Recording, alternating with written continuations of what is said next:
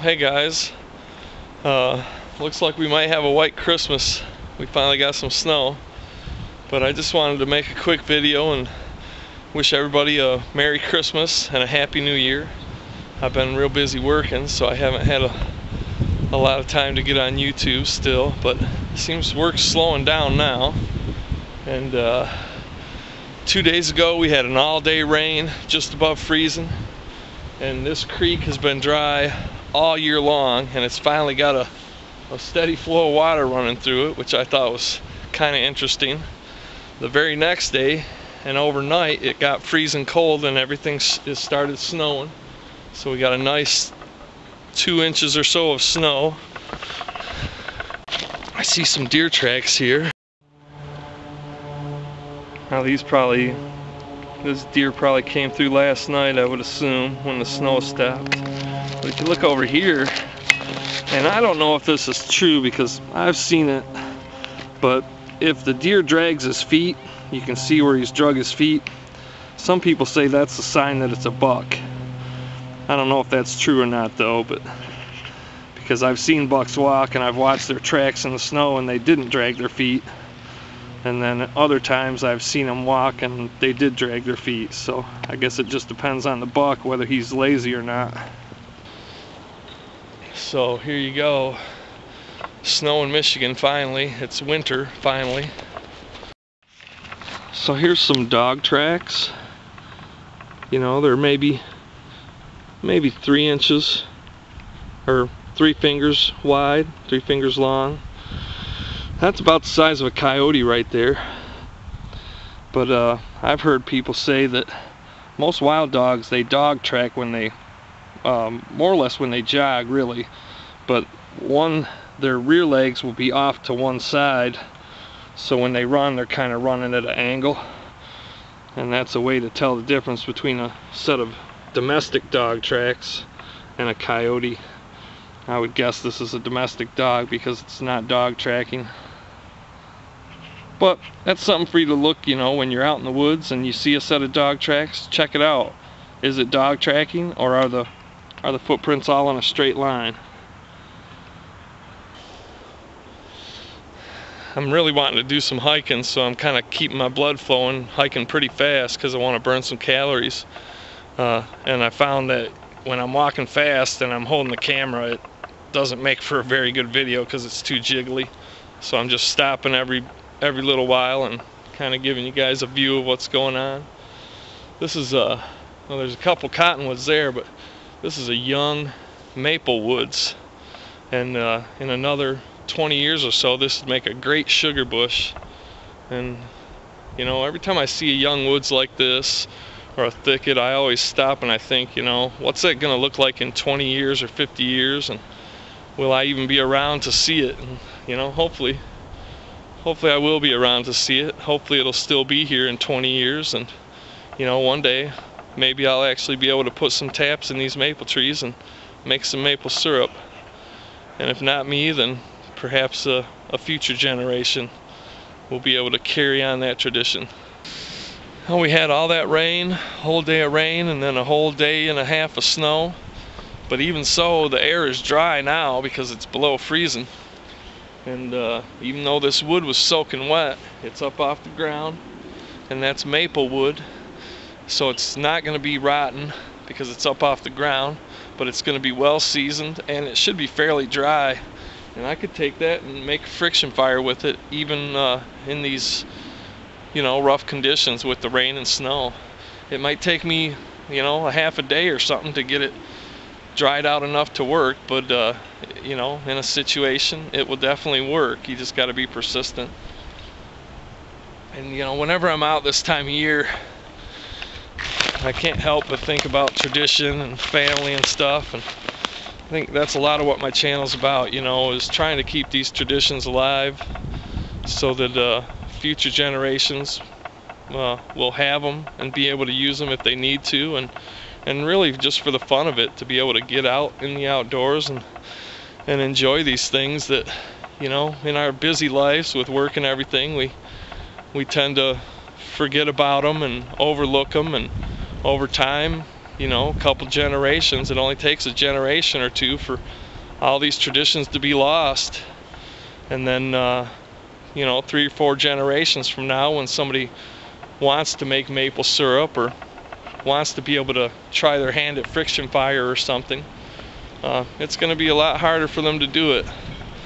And, you know, hopefully my channel helps keep that alive, you know. Hopefully it inspires some people to get out and enjoy these things and enjoy nature and keep some of these traditions alive, like home brewing and making maple syrup and tanning hides and making your own leather and buckskin.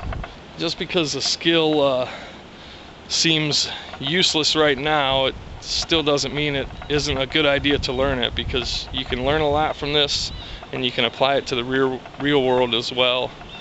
And I think these days persistence pays off more than anything. There's a lot of people struggling.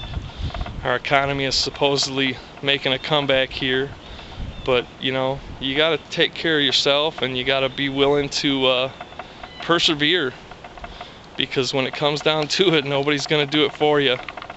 I mean, you can have friends to help you and stuff, and there's nothing wrong with that. Friends, neighbor, family. And if you get down on your luck, there's nothing wrong with asking for help or taking help if it's offered. But the bottom line is, you got to be the one to persevere and keep yourself up above water, because nobody else is going to do it for you. If you're just sitting there, you know, doing the dog paddle, hoping somebody's going to come pull you out of the water, it's probably not going to happen. You got to be able to pick yourself up. And I think I should know that better than anyone, because I've been kicked down and beaten down so many times it isn't even funny. But I still seem to come back and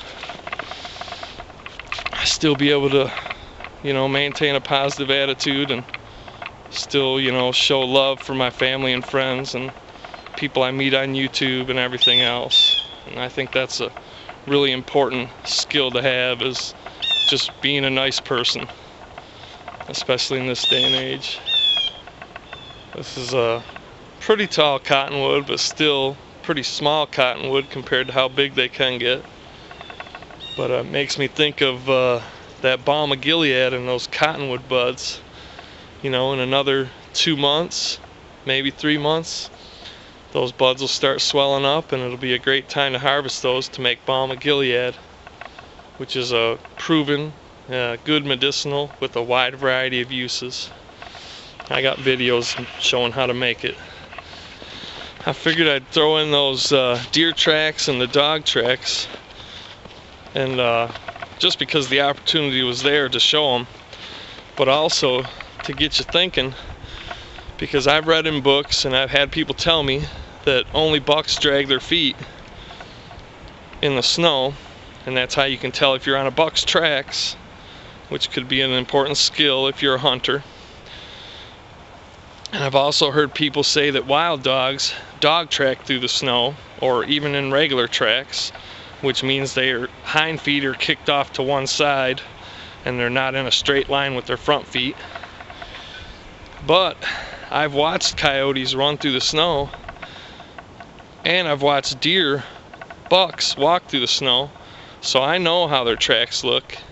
And I think it'd be interesting for anyone else who thinks they know to go out and observe these animals in the wild, and then watch their tracks after the fact and see if it matches up with what the book or that person is telling you, because you might be surprised. And the reason I mention that is because a lot of these skills we think we know by reading books and watching other people do it, we really don't know until we try it ourselves.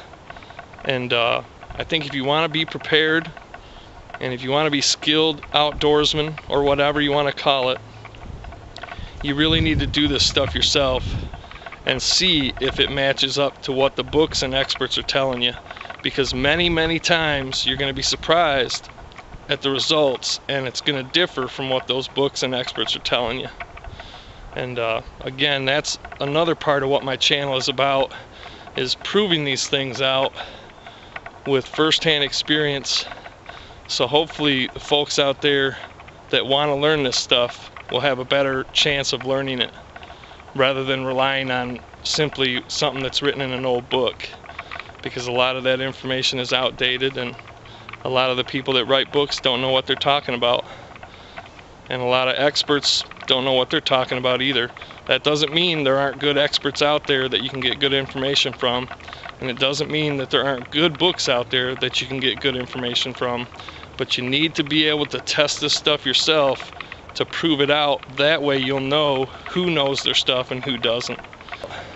Especially if you start comparing it with your own field notes from your own experiences, you'll quickly weed out who knows and who doesn't know, and that'll just make you that much more prepared for dealing with wilderness situations, hunting, fishing, making maple syrup, tanning hides, whatever it may be.